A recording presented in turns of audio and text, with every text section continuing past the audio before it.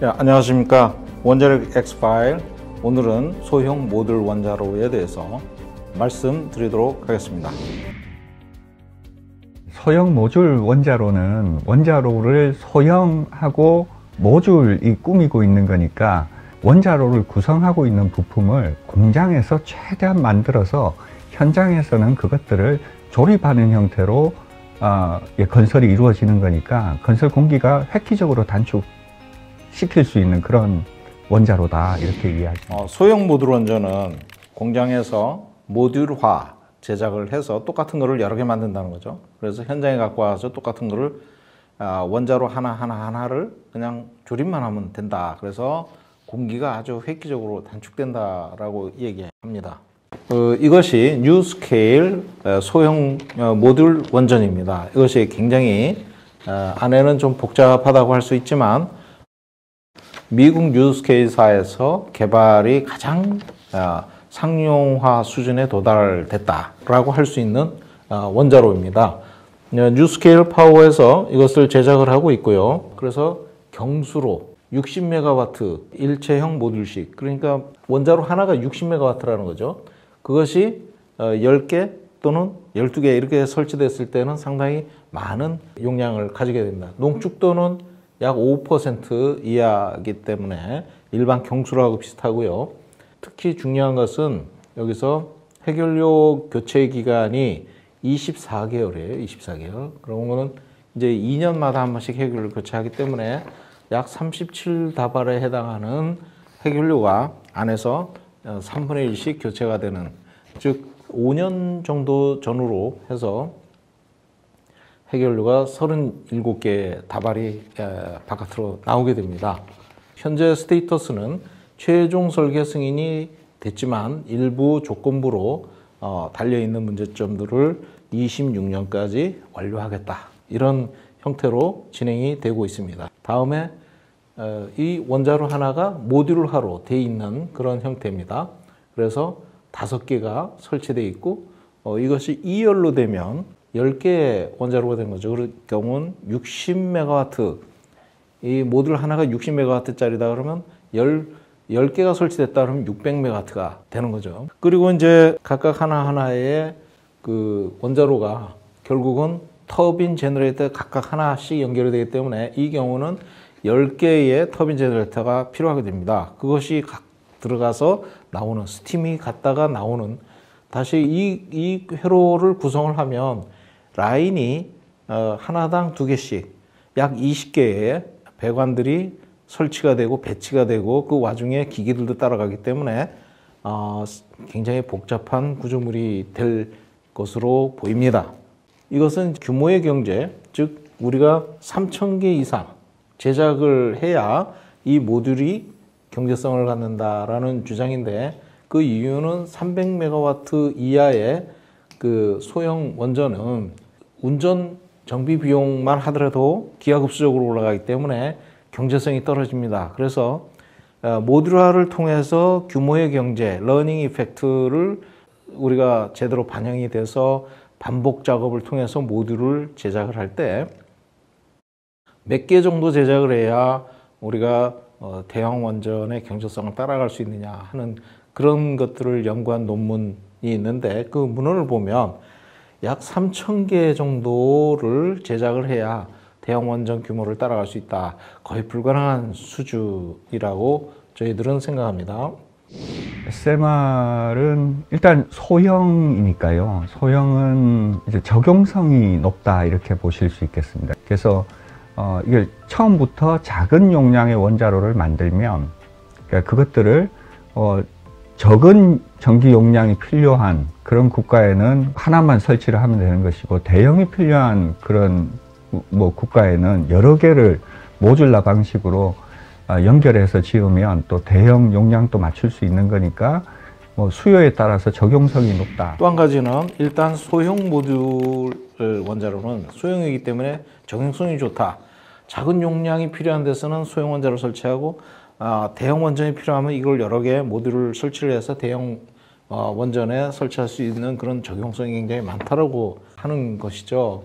근데 한 개의 원전을 소형 원전이 필요한 것은 그렇게 하고 대형 원전은 이걸 여러 개 할 거라면 이게 사실상 중형 원전이 되는 거죠. 50메가와트짜리 10개를 한다 그러면 500메가와트, 60메가와트짜리를 10개를 한다 그러면 600메가와트짜리 발전소가 되기 때문에 이 경우에는 이게 고유의 어떤 소형 원전의 장점을 낼 수가 없고 이것이 중형이 되기 때문에 중대사고 시 방사능 배출이 중형 원전 수준으로 늘어난다. 즉 원자로 모듈 하나만 사고 난다고 볼 수가 없고 10개 원전이 서로 상호작용을 하기 때문에 한 개만 중대사고가 일어나지 않고 같이 여러 개가 발생할 수 있다. 이것이 다소기 문제거든요. 이것이 후쿠시마 원전에서 발생됐던 문제입니다. 그래서 소형에 따른 안전효과 기여도가 결국은 미미한 거 아니냐 이렇게 볼 수가 있고 이 50메가와트짜리가 아까 말씀드린 대로 12개 터빈을 설치를 해야 되고 그로 인해서 24개의 라인을 배치하다 보면 시공상 굉장히 복잡성을 야기하기 때문에 소형 원전이라고 해서 중형으로 갔을 때는 오히려 더 복잡한 시공상의 문제를 야기하고 있다. 그 에너지 믹스 구성이 가장 중요한 국가 현안이라고 할 수 있는데요. 그러면 탄소가 나오지 않는 그 발전원이 뭐가 있느냐 이렇게 보면 두 가지밖에 없습니다. 원자력, 신재생 이렇게 있는 거죠.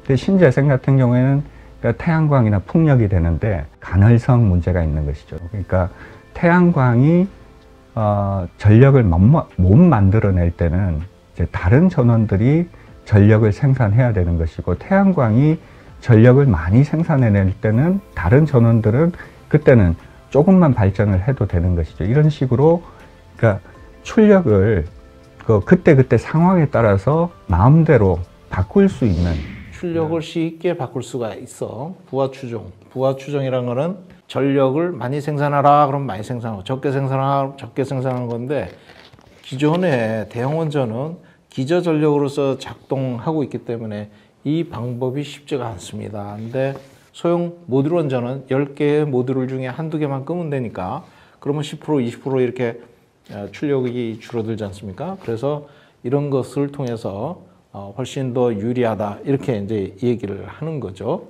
하지만 이 문제는 피동형 냉각 개념을 동원했을 때 이 피동형 냉각 개념이라고 합니다. 그것은 무슨 얘기냐면 펌프를 돌려가지고 물을 강제로 순환시켜서 열을 교환한 것이 아니고 대류 방식에 의해 가지고 그냥 펌프 없이도 자연적으로 그냥 냉각이 되게 하는 그런 방식이다.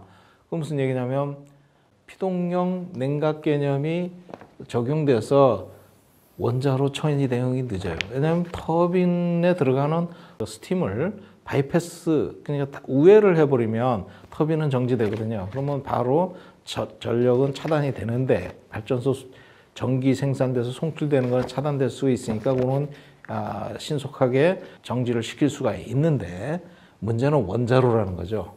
원자로가 그로 인해서 그 출력을 막 생산하다 갑자기 줄이고 늘리고 이렇게 할 수가 없는 문제가 있다는 것이죠. 왜냐하면 붕산수 밀도를 조절해야 되고 이런 과정이 필요하기 때문에 그래서 이런 외부의 출력 대응하는 부하 추종 운전에 따른 노심 출력 안정성 이것을 입증하는 것이 가장 중요하다.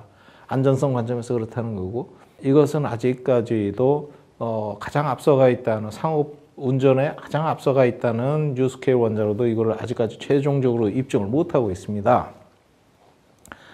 그래서 비상시 대응 지연을 하는 문제가 있습니다.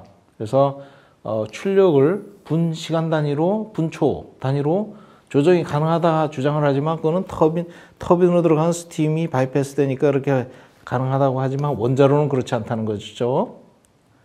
또 이런 출력 변동이 심했을 때 기기에 피로를 주기 때문에 기기에 피로를 줘서 수명이 감축되거나 경제성 문제로 출력을 분초 단위로 이렇게 조정하는 것은 기기의 수명을 단축하는 일이 됩니다. 그래서 경제성을 악화시키는 요인이 됩니다.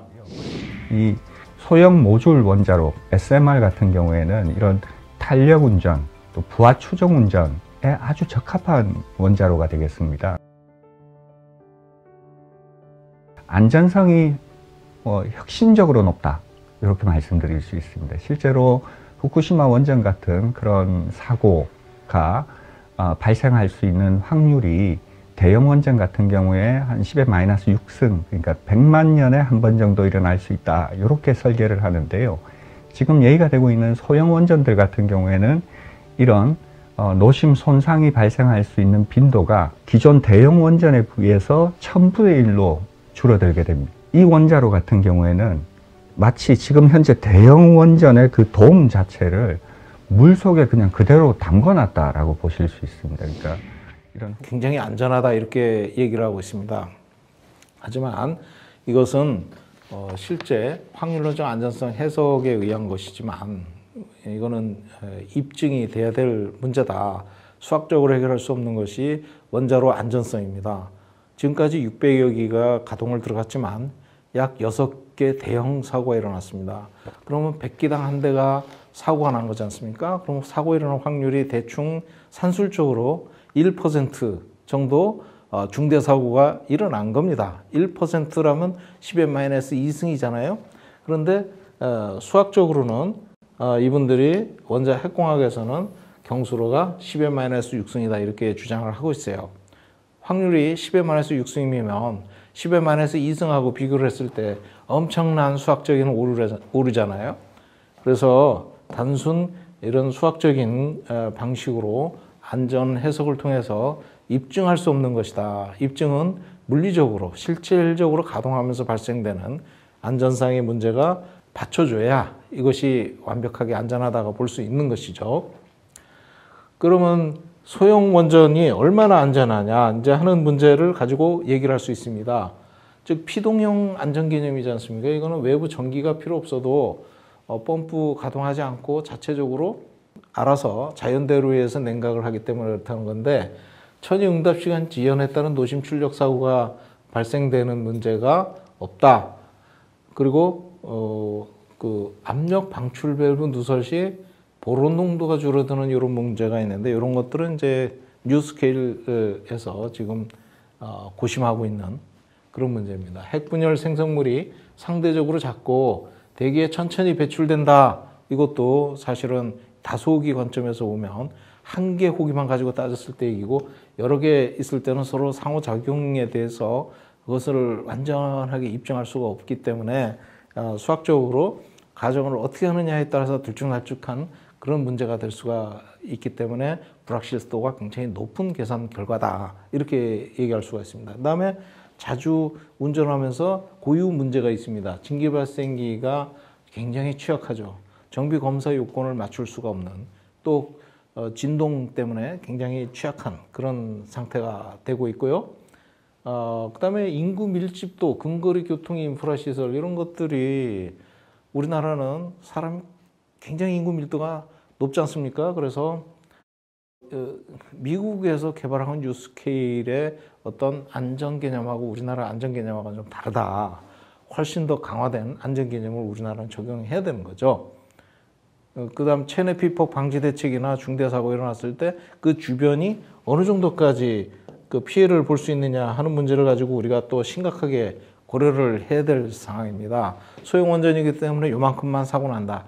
아니면 중형까지 간다. 아니면 대형까지 간다. 이렇게 폭넓은 30km 대피구역을 설정하고 있는데 거기까지 우리가 어느 정도까지 설정할 것이냐 하는 문제가 좀 논점이 될 수가 있고요. 그렇기 때문에 저희들이 볼 때는 중저진이 고준위 핵 폐기물 양은 원전과 동일하게 나온다. 이 문제가 근본적으로 해결이 되지 않으면 안 될 것 같다. 그 소형 모듈에 따른 교체 폐기물이 더 많이 나올 수도 있다는 것이죠. 소형 원자로는 보다 많은 지역에 설치할 수 있다. 왜냐하면 부하 변동에 대응하는 최근에 이제 나오는 그런 분산 에너지로서 기능을 한다. 이랬을 때는 대규모 수요 지역에 이것을 설치를 해서 해야 되는 그런 개념이다. 그러면 부산, 광주, 대구 이런 데 수요가 많은 지역이지 않습니까? 그 근처에 갖다 설치한다 그러면 결국은 전국에 핵 폐기물이 계속 쌓이는 문제가 있다. 이걸 어떻게 할 것이냐 하는 문제가 있는 거죠. 그리고 결국은 제일 취약한 게 테러. 전국에 이제 이런 원전들이 쫙 깔려 있으면 테러 문제가 굉장히 취약해지고 핵 폐기물이 전국에 분산되는 그런 문제가 생기고 또 누설이 일어나지 않으리라고 볼 수가 없습니다. 그래서 지역에 작게든 크게든 지역을 오염시키는 문제는 꾸준히 발생돼서 주민들과의 갈등 문제가 계속 발생될 수가 있는 것입니다.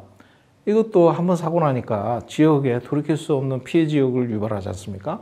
그래서 우크라이나에서 체르노빌 원전 사고가 일어났지만 결국은 벨라루스의 옆 이웃 국가인 벨라루스까지 상당히 많은 출입 금지 지역, 피해 지역이죠. 그것이 26년이 지난 지금까지도 계속 그것이 유지가 돼 있고 앞으로 언제까지 저렇게 될지 진짜 가늠하기 어려운 그런 상황이 되고 있고 저로 인해서 자연이 피해를 보지만 오염 지역이 지하수나 이런 걸 통해서 어디까지 오염이 확산되는지 그런 거는 확인할 수가 없는 상황입니다. 지금 현재 원자로 또 원전 산업이 부닥친 위기가 공기가 너무너무 늘어나는 문제에 부닥친 상황입니다. 근데 이 건설 기간이 당초 예상했던 4년보다 그 2배, 뭐 3배까지 늘어나니까 투자 불확실성이 너무 높다는 거죠. 그러니까 이 건설 공기를 획기적으로 줄일 수 있는 모듈라의 개념을 원전에 도입을 하게 된 것이 그 방책으로 SMR이라고 하는 것이 대안으로 부상을 하게 된 것이죠. 소형 모듈 원전을 설치함으로써 이 공기를 줄일 수 있고 그래서 상당한 경제적인 효과를 볼 수 있다라고 얘기를 하고 있죠. 근데 이 소형 원자로가 공기가 짧다 하는 것은 이제 입증되지 않은 일이고 왜냐하면 배관수가 그만큼 많아지기 때문에 그로 인해서 발생되는 여러 가지 또 문제점들을 고려할 수밖에 없는 일이고요. 특히 이제 소형 원전이 이제 이 미국에서 각광받는 이유가 AP1000 즉 웨스팅하우스가 VC 서머에서 2기를 설치하다가 AP1000을 설치하다가 포기를 했습니다. 적자는 계속 늘어나고 공기는 계속 지연되다 보니까 이렇게 됐고요.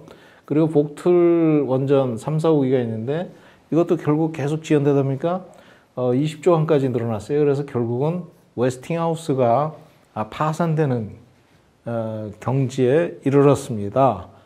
이런 것이 결국은 중국에서는 4개가 9년 만에 다 가동 들어갔습니다. 그럼 미국의 원전 이렇게 왜 늘어나는 것이 공기가 지연되고 이로 인해서 피해를 보는 그 원인이 무엇이냐 하는 것은 단순히 자체적인 문제에 의해서 그런 것이지 이것이 중국 같은 경우는 한꺼번에 다 가동을 들어갔거든요. 그래서 건설 관리라든가 이런 쪽에 문제가 있었다는 것이죠. 그래서 결국은 소형에서 찾아야 될 일이 아니라 자체적인 다른 문제가 원인이 있었다 이렇게 보겠습니다. 그래서 우리나라 같은 경우에는 실은 이 소형 원자로 하면 탁 떠오르는 게 스마트하고 들어보셨죠? 이 스마트가 1997년에 개발을 시작을 했고 2012년에 그 경수로형 일체형 원자로로는 세계 최초로 표준 설계 인가를 받을 정도로 굉장히 기술력이 앞서 있는 소형 원자로입니다. 우리나라 원자로 기술력은 굉장히 높은 수준이기 때문에 그 나머지 30%를 더 혁신적인 개념, 안전한 개념들을 적용하면서 더 경제적인 그런 SMR을 개발을 하려고 하는 것이죠. 우리나라는 스마트 원전이 세계 최초로 표준 설계 인허가를 2013년에 이때 받았다. 이렇게 얘기를 합니다. 그래서 우리나라 원전이 가장 스마트 원전이 소형 원자로 중에는 가장 앞서가 있다. 이렇게 주장을 합니다. 근데 세계 최초로 표준 설계 인허가를 받았는데 어디다 설치를 못하고 있어요. 왜 설치를 못하나? 이게 검증되지 않았기 때문인 거죠. 근데 검증되지 않았기 때문에 앞서갔다라고 얘기하는 좀 무리가 있어 보입니다. 그리고 스마트 원자로는 100메가와트 일렉트릭, 100메가와트 일렉트릭에 해당되는 스마트 원자로 기술의 70%를 활용해서 혁신형 ISMR이라고 합니다. 혁신형 소형 모듈 원전을 개발하겠다. 이렇게 얘기합니다. 근데 이게 이제 스마트 원자로죠. 그래서 원자로 가압기 증기 발생기, 펌프 이것이 한 곳에 들어와서 일체형으로 돼 있고 이거는 외부의 모습을 보여주고 있고요. 지금까지 5천억 이상을 투입했고요. 제가 어림잡아 사우디에서 1,000억을 또 투입을 했기 때문에 결국은 이거는 한 7천억 정도 되지 않나 이런 생각이 듭니다. 그래서 이런 과정을 통해서 처음에는 이제 1997년부터 지금까지 이렇게 쭉 연구를 해왔고 사우디아라비아 국제공동개발까지 수행을 했기 때문에 약 한 7천억 정도 들어갔다. 이렇게 보겠습니다. 그래서 ISMR 개발비를 최근에 다시 그 5,800억을 승인을 했거든요. 정부에서. 그래서 정부 돈으로 5,800억이 투입이 됩니다. 그러면 소형 원자로인 그 스마트 원자로 약 7천억 들었는데 이거의 70%만 사용한다고 그러잖아요. 70%만 기술을 여기에다가 적용을 해서 이거는 혁신형으로 30%만 개발하겠다 이런 얘기지 않습니까? 그러면 이 7천억의 70%가 여기에 그대로 더 들어가기 때문에 4,900억 4,900억이 투입되면 ISMR 개발하는 데는 약 1,000억만 투입하면 되는 거 아니냐. 왜냐하면 30% 수준의 혁신형만 개발하면 되는데 근데 왜 5,800억을 투입하느냐. 또 하나의 또 다른 표준 설계를 하는 게 목표고 표준 설계라는 것은 페이퍼 플랜트예요. 실제로 검증되지 않은 페이퍼로 있는 도면으로 돼 있는 이런 형태의 원전인 겁니다. 물건이 없어요, 물건이. 그러면 스마트 원자로도 물건이 없고 이거를 투입해서 다시 5,800을 투입해서 나오는 ISMR도 물건이 없습니다. 그냥 페이퍼로만 있는 거거든요. 그래서 결국은 1조 원이 넘는 돈이 투입이 되고 있다. 1조 3천억 가까이 해가지고 나온 게 결국은 이런 형태의 결과물이다 하면 이거를 왜 국가 돈으로만 계속 비용을 투입해야 되는 것이냐. 이것이 그렇게 좋고 경제성이 높고 그렇다 그러면 민간 자본이 들어가서 하는 게 맞죠. 정부 돈을 여기에 투입할 일이 아니라는 거죠. 근데 정부 돈을 이렇게 투입한다는 것은 이거는 누가 과연 책임을 져야 될 것이냐. 나중에 나온 결과물도 검증되지 않은 결과물일 것이거든요. 그래서 참 서방 국가들의 원전 시장이 어떻게 될 거냐 하고 생각해 보시면 이 원전 시장이 아예 대형 원전에서 SMR 위주로 재편이 될 수도 있다는 것이죠. 우리도 충분히 경쟁력이 있는, 그러니까 더 1000배 이상 안전한 그런 원자로 SMR을 가질 필요가 있는 것이고 그걸로 시장에서 경쟁할 필요가 있다는 것이죠. 지금이라도 뭐 열심히 개발에 박차를 가하면 저는 뭐 충분히 따라잡을 그런 역량을 가지고 있다라고 생각합니다. 그러면 세계 에너지 시장을 한번 볼 필요가 있습니다. 원전이 세계 에너지 시장에서 어떤 역할을 하느냐. 요거 앞으로 2050년 되면 이게 블룸버그에서 에너지 전망을 한 거지 않습니까? 10%도 안 돼요, 비중이. 그럼 왕창 축소됩니다. 그러면 재생에너지는 어떻게 되느냐? 64%까지 늘어나요. 현재 재생에너지는 약 20% 수준입니다. 이것이 64%로 늘어나요. 그러면 세계 에너지 시장은, 원전 시장은 점점 축소되는 것이고 재생에너지 시장은 계속 늘어난다. 그럼 국가적으로 어느 시장을 공략해야 될 것이냐. 국가의 성장을 위해서는 이건 답이 명확한 것이죠. 또 이거는 발전원별 추이를 얘기를 하는 것인데 태양광이 엄청 가격이 떨어졌어요. LCOE라고 이제 서로 발전원을 비교하기 위해서 객관화시킨 가격이라고 보시면 되겠습니다. 그런데 지금 태양광과 풍력이 이게 거의 40달러에 육박을 하고 있고, 그 다음에 가스도 조금씩 내려가고, 다만 원전은 계속해서 조금씩 오히려 올라가고 있다.